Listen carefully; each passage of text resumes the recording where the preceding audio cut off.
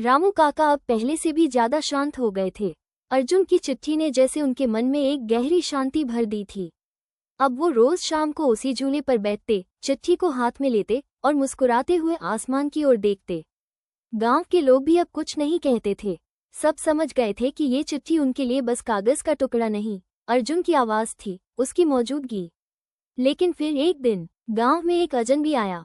दाढ़ी बड़ी हुई थी, बाल सफेद होने लगे थे, कपड़े साधारण से पर आंखों में गहराई थी।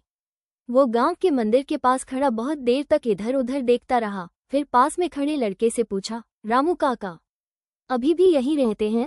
लड़का चौंका, हाँ, लेकिन अब कौन?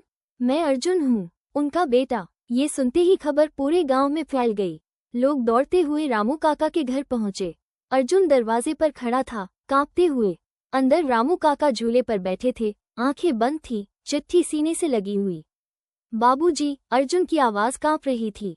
रामू काका ने आंखें खोली, सामने देखा, वही चेहरा जो बरसों से आंखों में बसा था। अर्जुन, उन्होंने धीमी आवाज में कहा, आ गया। बाबूजी, मुझे माफ करना। शहर में हालात ऐसे हो गए कि सब कुछ छूट गया। नौकरी छूट गई, घर छिन गया और मैं बीमार पड़ गया। पर हर रोज आपकी याद आती है। मैं जब ठीक हो जाऊंगा लौटकर जरूर आऊंगा। मैं आपको छोड़ नहीं सकता बाबूजी, आप ही तो मेरी दुनिया हैं। रामू काका की आंखों से आंसू बह निकले। उन्होंने चिट्ठी को सीने से लगा लिया। मैं जानता था तू आएगा बेटा। उस दिन गांव के लोग पहली बार रामू काका को मुस्कुराते हुए देख रहे थे। भले ही अर्जुन लौटकर न आया हो, लेकिन उस अधूरी चिट्ठी ने उनका अधूरा इंतजार पूरा कर दिया था। अर्जुन फूट फूट कर रो रहा था। उसने बताया कि कैसे एक हादसे में उसकी